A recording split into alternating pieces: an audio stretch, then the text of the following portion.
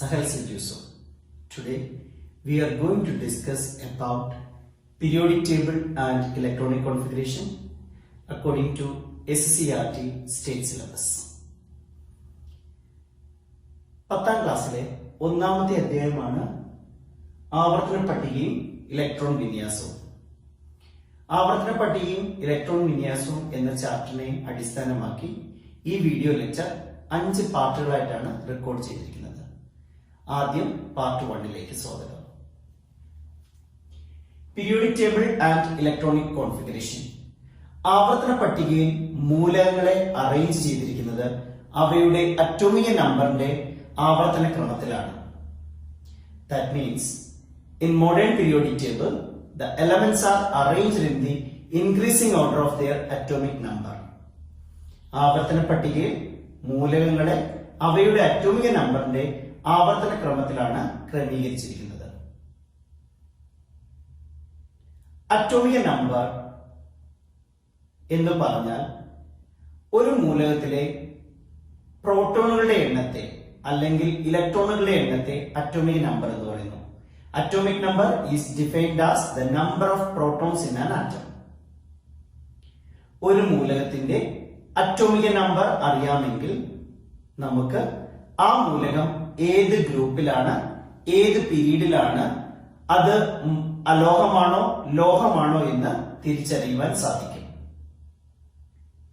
If you know the atomic number of an element, it is very easy to predict whether the element belongs to which period, which group, and whether it is metal or non-metal. Let's check.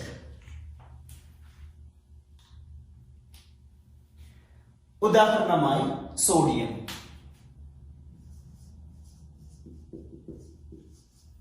സോഡിയത്തിന്റെ symbol Na. അതായത് സോഡിയത്തിന്റെ Latin name natrium എന്നാണ്. അതിൽ നിന്നാണ് Na എന്ന symbol വന്നിരിക്കുന്നത്. The symbol of sodium is Na. Its atomic number, സോഡിയത്തിന്റെ atomic number 11 ആണ്.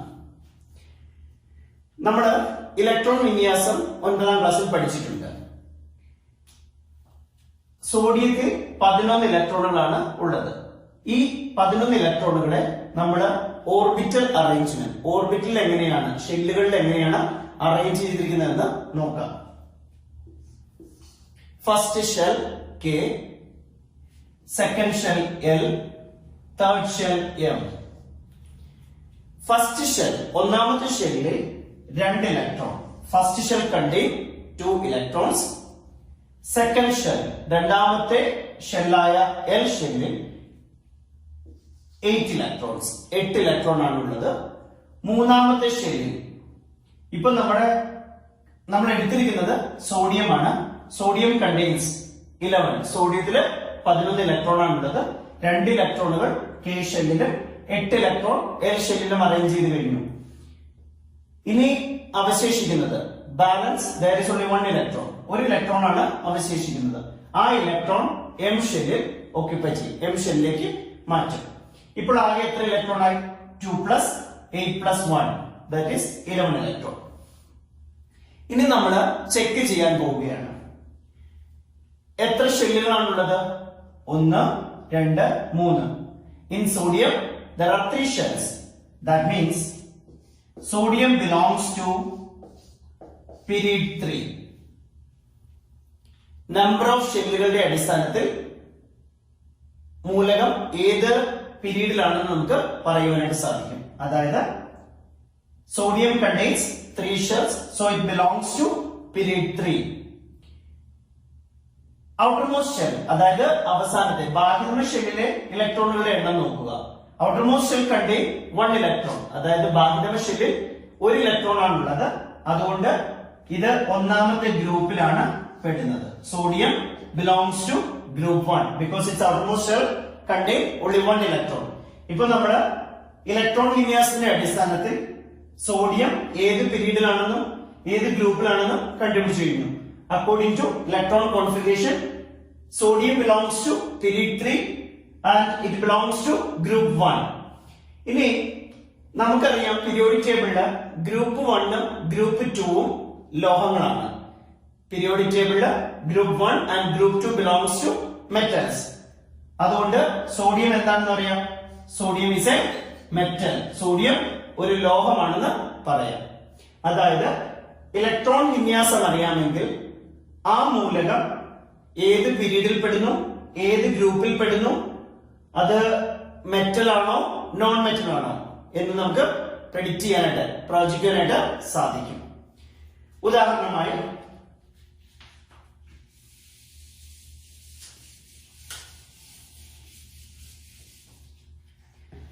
നമ്മൾ argon എടുക്കുന്നു. ആർഗന്റെ സിമ്പല് പ്രതീകം എന്ന് പറയുന്നത് AR ആണ്. ആർഗന്റെ അറ്റോമിക് നമ്പർ 18 ആണ്. ആർഗന്റെ അറ്റോമിക് നമ്പർ 18 എന്ന് പറയുമ്പോൾ ഇലക്ട്രോണുകളുടെ എണ്ണം 18. Number of electrons in argon is 18. ഇനി നമ്മൾ ഇലക്ട്രോൺ വിന്യാസം നോക്കുന്നു. Electron configuration K shell 2, K ഓർബിറ്റലില് 2 എണ്ണം, L shell 8, M shell 8. Argon contains 18 electrons. It belongs to K shell 2, L shell 8 and M shell 18. Argon എന്ന മൂലകത്തിൽ 18 ഇലക്ട്രോണുകളാണ് ഉള്ളത്. ഈ 18 ഇലക്ട്രോണുകളെ 3 ഷെല്ലുകളിലായി, 3 ഓർബിറ്റലിലായിട്ട് നമ്മൾ അറേഞ്ച് ചെയ്തിരിക്കുകയാണ്. അപ്പൊ K ഷെല്ലിൽ 2, L ഷെല്ലിൽ 8, M ഷെല്ലിൽ 8. നമ്പർ ഓഫ് ഷെൽസ്, അതായത് ഷെല്ലുകളുടെ എണ്ണം എന്ന് പറയുന്നത് എത്രയാണ്? 3 ഷെല്ലുകളുടെ എണ്ണമാണ്. അതുകൊണ്ട് argon belongs to third period. Argon മൂന്നാമത്തെ പീരീഡിലാണ് ഉൾപ്പെട്ടിരിക്കുന്നത്. ഔട്ടർമോസ്റ്റ് ഷെൽ, ബാഹ്യതമ ഷെല്ലില് 8 electron. Outermost shell contains 8 electrons. So it belongs to group 8. അതായത് ബാഹ്യതമ ഷെല്ലില് 8 ഇലക്ട്രോൺ ആണുള്ളത്. അതുകൊണ്ട് ആർഗൺ 8ാമത്തെ ഗ്രൂപ്പിലാണ് പെടുന്നത്. Periodic ടേബിളില്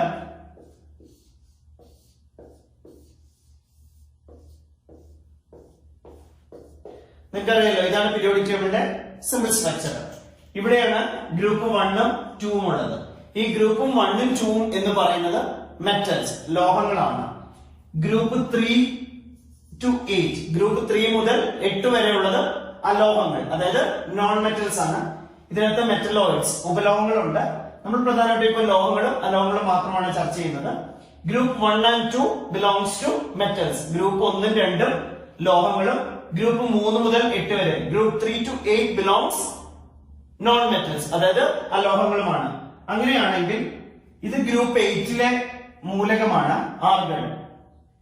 argon belongs to group 8. So it is a non metal. അതുകൊണ്ട് നമുക്ക് ഗ്രൂപ്പ് 8ലെ മെമ്പർ ആണ് ആർഗൺ. സോ നമുക്ക് എന്ത് പറയാം? അത് അലോഹമാണ്. അതായത് it belongs to a non metal. ഇപ്പോൾ ഒരു മൂലകത്തിന്റെ അറ്റോമിക് നമ്പർ അറിയാമെങ്കിൽ എങ്ങനെയാണ് അതിന്റെ ഇലക്ട്രോൺ വിന്യാസം എഴുതുക എന്നറിയാം. ഇലക്ട്രോൺ വിന്യാസം എഴുതുകയാണെങ്കിൽ നിങ്ങൾക്ക് വളരെ ഈസി ആയിട്ട് കണ്ടുപിടിക്കാം ആ മൂലകം ഏത് പീരീഡിൽ പെടുന്നു, ഏത് ഗ്രൂപ്പിൽ ഉൾപ്പെട്ടതാണ്, അത് ലോഹമാണോ അലോഹമാണോ എന്ന്.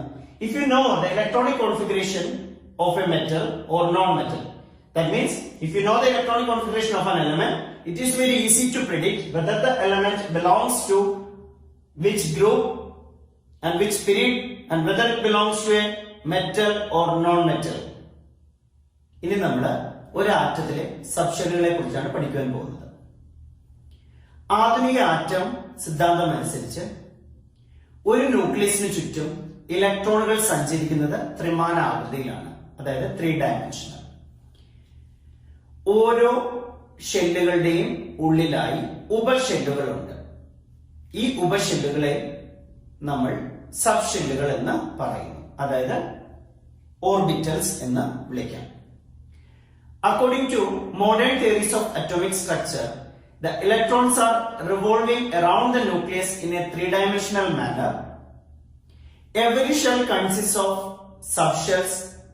These subshells are known as orbitals. പ്രധാനമായും 4 സബ്ഷെല്ലുകളാണ് ഉള്ളത്. S, P, D, F. S sharp spherical വൃത്താകൃതിയാണുള്ളത്. പി പ്രിൻസിപ്പ് ഡംബൽ ഷേപ്പാണുള്ളത്. ഡി ഡിഫ്യൂസ് ഡബിൾ ഡംബൽ ഷേപ്പാണുള്ളത്. F fundamental. അതായത് പ്രധാനമായും 4 സബ്ഷെല്ലുകളാണുള്ളത്. S, P, D, F. ഓരോ സബ്ഷെല്ലിലെയും ഉൾക്കൊള്ളാവുന്ന പരമാവധി ഇലക്ട്രോണുകളുടെ എണ്ണം 2 ആണ്. Each and every subshell possess only 2 electrons. S സബ്ഷെല്ലിൽ ഉൾക്കൊള്ളാവുന്ന പരമാവധി ഇലക്ട്രോണുകളുടെ എണ്ണം 2 ആണ്. അതായത് S shell can accommodate only 2 electrons. P subshell എന്ന് പറയുന്നത് 3 ഉപസബ്ഷെല്ലുകൾ കൂടിച്ചേർന്നാണ്. PX, PY, PZ. അപ്പോ ഓരോ സബ്ഷെല്ലും PX ൽ 2 ഇലക്ട്രോൺ, PY ൽ 2, PZ ൽ 2. ആകെ വരുന്നത് അപ്പോ P ൽ എത്ര വരും? പരമാവധി ഉൾക്കൊള്ളാവുന്നത് 6 ഇലക്ട്രോണുകളാണ്. D സബ്ഷെല്ലില് 5 സെക്ഷനുകളാണുള്ളത്. ഈ D സബ്ഷെല്ലിൽ ഉൾക്കൊള്ളാവുന്ന പരമാവധി ഇലക്ട്രോണുകളുടെ എണ്ണം 10 ആണ്. F സബ്ഷെല്ലില് ഉൾക്കൊള്ളാവുന്ന പരമാവധി ഇലക്ട്രോണുകളുടെ എണ്ണം 14 ആണ്. അതായത് ഒന്നാമത്തെ ഷെൽ എന്ന് പറഞ്ഞാൽ K ഷെല്ലാണ്. K ഷെല്ലിലെ സബ്ഷെൽ എന്ന് പറയുന്നത് S ആണ്. K shell contains S subshell. രണ്ടാമത്തെ ഷെല്ല് എന്ന് പറയുന്നത് L ആണ്. L shell contains 2 subshells S and P. Third shell M. M ൽ ഉൾപ്പെടുന്നത് 3 സബ്ഷെല്ലാണ് S, P, D. നാലാമത്തെ ഷെല്ല് N ആണ്. N ൽ ഉൾപ്പെടാവുന്ന സബ്ഷെല്ലുകൾ 4 എണ്ണമാണ്. S, P, D and F. ഇത് നമ്മൾ പരിശോധിച്ചാൽ ഇതിലെല്ലാം കോമൺ ആയിട്ട് കാണാൻ സാധിക്കും S സബ്ഷെൽ. അതായത് എല്ലാ ഓർബിറ്റിലും കോമൺ ആയിട്ട് കാണപ്പെടുന്ന സബ്ഷെല്ലാണ് S സബ്ഷെൽ എന്ന് പറയുന്നത്. ഒന്നാമത്തെ ഷെല്ലില് ഉൾക്കൊള്ളാവുന്ന പരമാവധി ഇലക്ട്രോണുകളുടെ എണ്ണം 2 ആണ് അല്ലെ? ആ 2 ഇലക്ട്രോൺ എവിടെ പോകും? S സബ്ഷെല്ലില് ഓക്യുപ്പൈ ചെയ്യും. Second shell, that is L shell. Second shell L ആണ്. Second shell contains 8 electrons. ഈ 8 ഇലക്ട്രോൺസില് 2 ഇലക്ട്രോൺസ് S സബ്ഷെല്ലിലേക്കും balance remaining 6 electrons 6 electrons move to P subshell. അതായത് ഒന്നാമത്തെ ഷെല്ലില് ഒരു സബ്ഷെല്ലാണുള്ളത് S. രണ്ടാമത്തെ ഷെല്ലില് 2 സബ്ഷെല്ലുണ്ട് S ഉം P യും. S ല് 2 ഇലക്ട്രോൺ ഓക്യുപ്പൈ ചെയ്യും. The remaining 6 electron moves to P subshell. മൂന്നാമത്തെ ഷെല്ല് M ഷെല്ലാണ്. ഈ M ഷെല്ല് ഓക്യുപ്പൈ ചെയ്യാവുന്ന മാക്സിമം ഇലക്ട്രോണുകളുടെ എണ്ണം 18 ആണ്. അപ്പോ 2 ഇലക്ട്രോൺസ് ബിലോങ്സ് ടു S. അപ്പോ റിമൈനിങ് 16. ആ 16ല് 6 electron belongs to P. D സബ്ഷെല്ലില് 10 ഇലക്ട്രോണും മൂവ് ചെയ്യും. അപ്പോ ടോട്ടല് M ഷെല്ലില് ഓക്യുപ്പൈ ചെയ്യാവുന്ന അല്ലെങ്കിൽ സ്ഥിതി ചെയ്യുന്ന മാക്സിമം ഇലക്ട്രോണുകളുടെ എണ്ണം 18 ആണ്. വൺസ് അഗെയിൻ പീരിയോഡിക് ടേബിൾ, അതായത് ആവർത്തന പട്ടിക അറേഞ്ച് ചെയ്തിരിക്കുന്നത് മൂലകങ്ങളുടെ അറ്റോമിക് നമ്പറിന്റെ ആവർത്തന ക്രമത്തിലാണ്. In modern periodic table the elements are arranged according to their increasing order of their atomic number. പിന്നീട് നമ്മൾ ഷെല്ലുകളും സബ്ഷെല്ലുകളും എന്താണെന്ന് ശ്രദ്ധിച്ചു. ഷെല്ലുകൾ എന്ന് പറയുന്നത് the electrons are revolving around the nucleus in a fixed circular path. That circular path is called orbit or shell. K, L, M, N അങ്ങനെയാണ് ഷെല്ലുകളുടെ പേര് വരുന്നത്.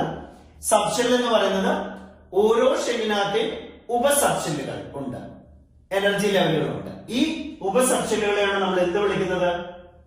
Orbitals എന്ന് പറയുന്നത്.